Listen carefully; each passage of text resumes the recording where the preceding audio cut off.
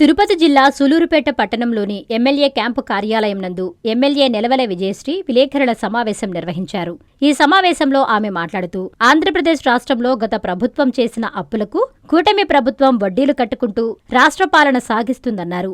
యువకాలంలో ఇచ్చిన హామీలను, ఎన్నికల హామీలను ఒక్కొక్కటిగా నెరవేర్చుకుంటూ పాలన సాగిస్తున్నామని, ఎన్నికల ప్రచారంలో అంగన్వాడీ టీచర్లకు, ఆలయాలకు, సూపర్వైజర్లకు, సిడిపిఓల సమస్యలను కూటమి ప్రభుత్వం ఖచ్చితంగా నెరవేరుస్తుందని, కొద్దిగా సమయం పడుతుందని ఆమె అన్నారు. కూటమి ప్రభుత్వం ఏర్పడ్డాక 2 దఫాలుగా జీతాలు కూడా పెంచామని, రాష్ట్ర ఆర్థిక పరిస్థితులను గ్రహించి కూటమి ప్రభుత్వానికి కొద్దిగా సమయం ఇస్తే ఇచ్చిన ప్రతి ఒక్క హామీని ఖచ్చితంగా నెరవేరుస్తామని ఆమె తెలిపారు.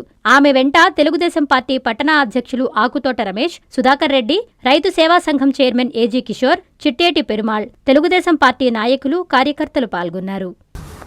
ఈరోజు రాష్ట్ర వ్యాప్తంగా అంగన్వాడీ టీచర్లు కానీ అలాగే హెల్పర్లు కానీ ధర్నాలు చేయడం కూడా మనందరం చూస్తున్నాం. అంగన్వాడీ హెల్పర్లకి, టీచర్లకి, అలాగే సిడిపిఓలకి, సూపర్వైజర్లకి అందరికీ కూడా ఒక విజ్ఞప్తి. మన కూటమి ప్రభుత్వం ఏర్పడిన తర్వాత మన ముఖ్యమంత్రి శ్రీ నారా చంద్రబాబు నాయుడు గారు అంగన్వాడీ కేంద్రాలకు కానీ అలాగే అంగన్వాడీ టీచర్లకు కానీ ఎంతో ఆర్థికంగా ఎప్పుడు కూడా హెల్ప్ చేస్తూ ఉంటుంది. మనం ఎప్పుడు కార్యకర్తలకి అండగా నిలబడుతూ వచ్చాము. కూటమి ప్రభుత్వం ఏర్పడిన తర్వాత అంగన్వాడీ టీచర్లకి వేతనాలు కూడా మనం 2 సార్లు పెంచిన ఘనత తెలుగుదేశం పార్టీకే దక్కుతుంది. అలాగే మన ముఖ్యమంత్రి శ్రీ నారా చంద్రబాబు నాయుడు గారికే దక్కుతుంది. అలాగే మనకు అంగన్వాడీ టీచర్లు వాళ్ళ శాలరీ పెంచడం గురించి కూడా ప్రచారం అప్పుడు మన ముఖ్యమంత్రి గారు హామీ ఇవ్వడం కూడా జరిగింది. దాంట్లో ప్రణాళికలు కూడా జరుగుతున్నాయి. మొన్న అసెంబ్లీలో కూడా దాని గురించి చర్చించడం కూడా జరిగింది. అటు గుమ్మడి సంధ్యారాణి గారు మినిస్టర్ గారు, అలాగే కొంతమంది శాసనసభ్యులు కూడా అంగన్వాడీ టీచర్లకి, కార్యకర్త హెల్పర్లకు కూడా శాలరీ పెంచమని కూడా అడగడం జరిగింది. దాని గురించి ముఖ్యమంత్రి గారు ప్రణాళికలు వేసుకొని దాన్ని పెంచడానికి కూడా ప్రయత్నిస్తున్నారు. అలాగే గతంలో 70% మాత్రమే పర్సంటేజ్ ఉండేది. అంగన్వాడీ స్కూల్స్కి పిల్లలు సరిగ్గా వచ్చేవాళ్ళు కాదు. కానీ ఈసారి చాలా జాగ్రత్తలు తీసుకొని అది 70% ఉన్న పిల్లల్ని వచ్చే అటెండెన్స్ కూడా మనం 96%కి కూడా పెంచడం జరిగింది.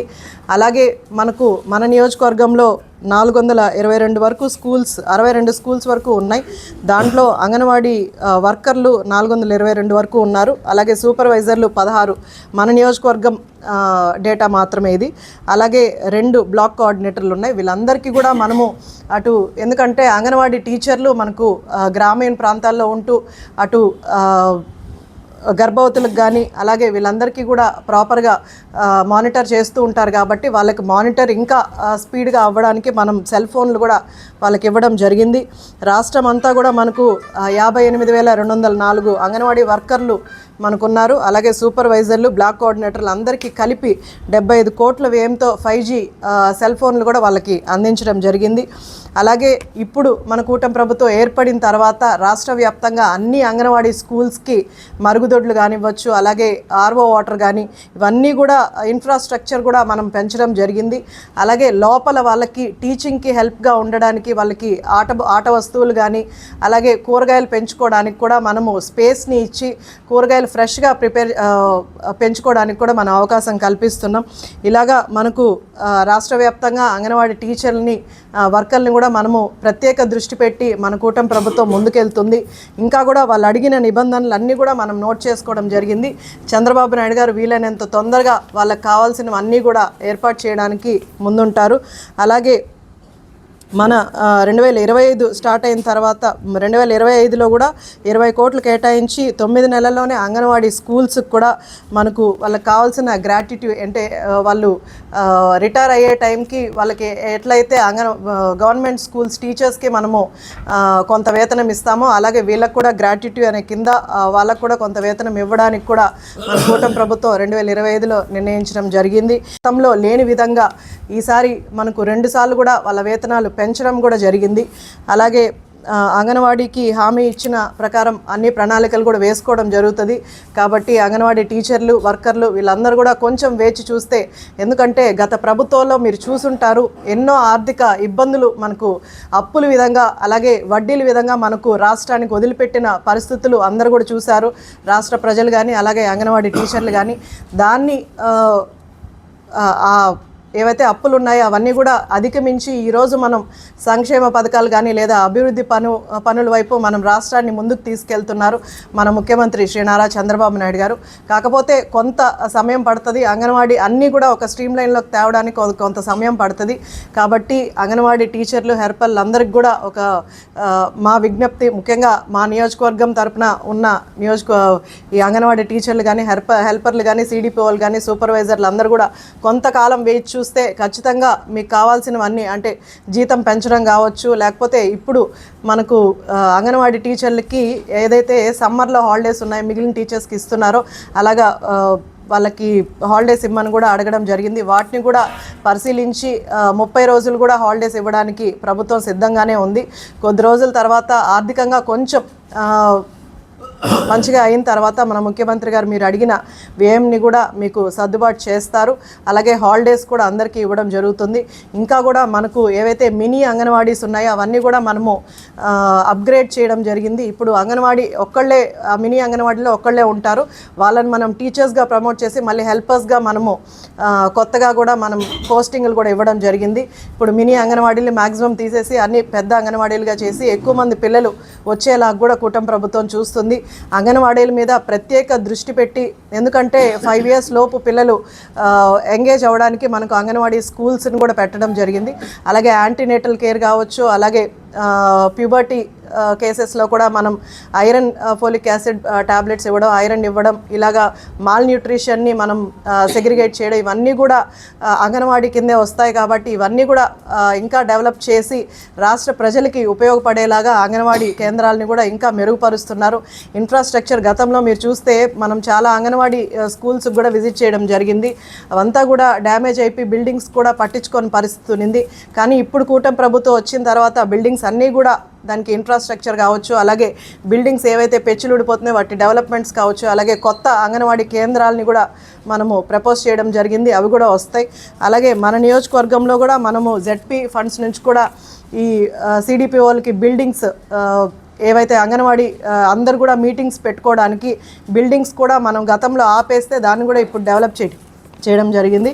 అలాగే బిల్డింగ్స్ అన్నీ కూడా అటు నాయుడుపేటలో కూడా, అలాగే సూలూరుపేట సిడిపిఓకి మనం జెడ్పీ ఫండ్స్ నుంచి కూడా కొంత ఫండ్స్ మనము గవర్నమెంట్ ఇచ్చేది కాకుండా మనం జెడ్పీ నుంచి కూడా కొంత ఫండ్స్ తెచ్చి ఇవ్వడం జరిగింది. చాలా వరకు మనకు బిల్డింగ్స్ కూడా మార్పు చెందే, అంటే డెవలప్ అవ్వడం జరిగింది. కొత్తవి కూడా కన్స్ట్రక్షన్ జరుగుతున్నాయి.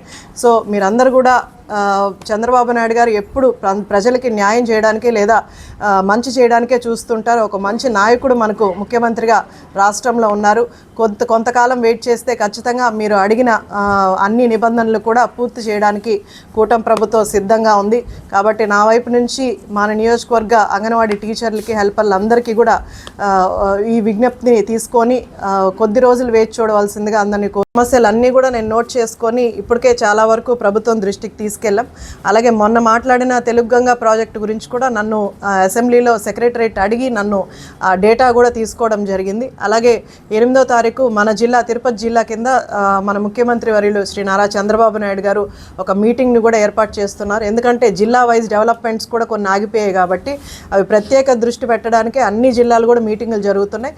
దాంట్లో భాగంగా 8వ తారీఖున తిరుపతి జిల్లా కూడా మీటింగ్ జరగబోతుంది. దానికి ప్రపోజల్స్ అన్నీ కూడా రెడీ చేసుకోవడం జరిగింది. అవి సబ్మిట్ చేసి ఖచ్చితంగా మనకు ఫండ్స్ ఇస్తారని చంద్రబాబు నాయుడు గారు చెప్పారు. ఫండ్స్ తీసుకొచ్చి వీలైనంత వరకు మనం డెవలప్ చేస్తాం. మీట్లు ఇవ్వడం జరిగింది. అటు సుధాకర్ రెడ్డి గారు అలాగే రమేష్ అన్న వీళ్ళందరూ కూడా ప్రెస్ మీట్ ఇవ్వడం జరిగింది.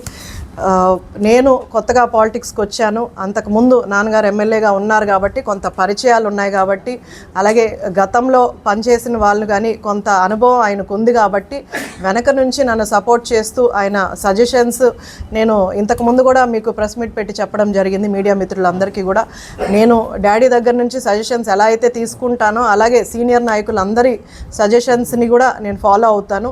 కొత్తగా శాసనసభ్యురాలుగా నేను పాలిటిక్స్లోకి వచ్చాను కాబట్టి కొంత నాకు అవగాహన లేదు కాబట్టి వీళ్ళందరూ సీనియర్ నాయకులందరి దగ్గర కూడా నేను ఎలా అయితే సజెషన్స్ తీసుకుంటానో అలాగే నాన్నగారి దగ్గర కూడా తీసుకోవడం జరుగుతుంది. ముఖ్యంగా మా ఫ్యామిలీ ప్రచారం తర్వాత ఎప్పుడు కూడా ఇన్వాల్వ్ అవ్వలేదు. ఈ ఏదో చెన్నైకి గ్రావెల్ దోలుతున్నారు, ఇసుక దోలుతున్నారు, కోట్లు సంపాదించేస్తున్నారు, అదంతా అసత్య ప్రచారం. అలాంటివి ఏమన్నా ఉంటే నేనే సిఐ గారికి డిఎస్పీ గారికి చెప్పాను, మన నియోజకవర్గంలో తడ దాటి ఏ వెహికల్ కూడా వెళ్లకుండా జాగ్రత్తలు తీసుకోమని కూడా వాళ్ళందరికీ చెప్పడం జరిగింది. వాళ్ళు అలాగే జరుగుతున్నాయి.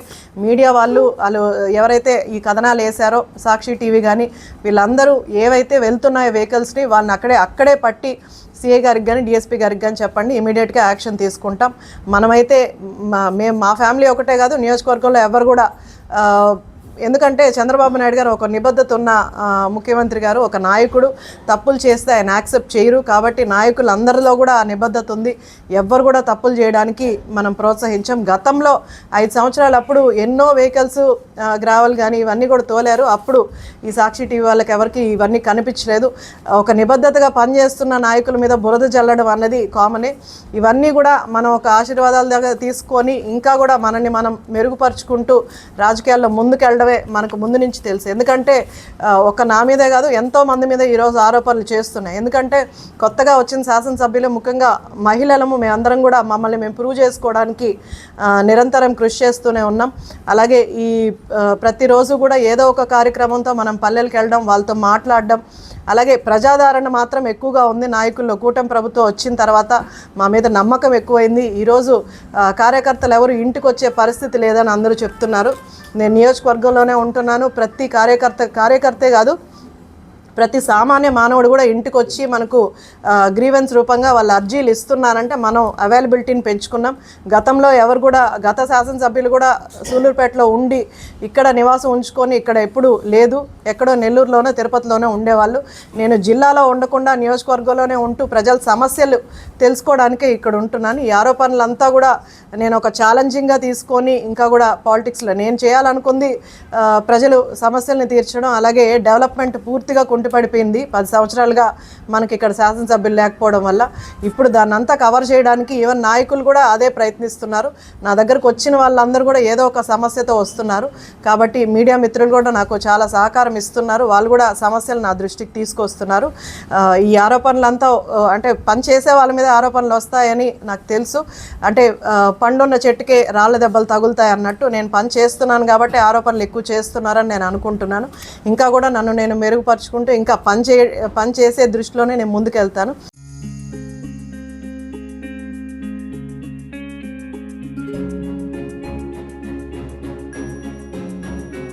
పెద్దమ్మాయి లాగే చిన్నమ్మాయి పెళ్లి కూడా గ్రాండ్ గా ఎలా చేద్దామని ఆలోచిస్తున్నారా? అవును, వాళ్ళిద్దరూ నా 2 కళ్ళతో సమానం కదా. మరి ఇంకేం, అంజనా ఇన్ఫ్రా ప్రాజెక్ట్స్ లో చేసిన ఇన్వెస్ట్మెంట్ తోనే మన పెద్దమ్మాయి పెళ్లి చేశాం. అవునుగా, మరి అలాగే చిన్నమ్మాయి పెళ్లి కూడా చేసేద్దాం. అంటే అంజనా ఇన్ఫ్రా ప్రాజెక్ట్ లో మళ్ళీ ఇన్వెస్ట్ చేద్దాం అంటావా? మళ్ళీ కాదు, మళ్ళీ మళ్ళీ. Hello hello hello sir. Hi sir. Thank you. You are welcome. Thank you so much.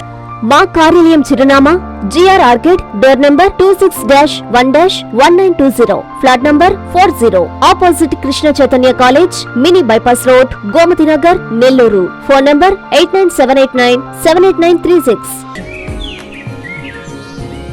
Anjana infra project నమ్మకమైన సంస్థ, విశ్వాసమైన లాభాలు.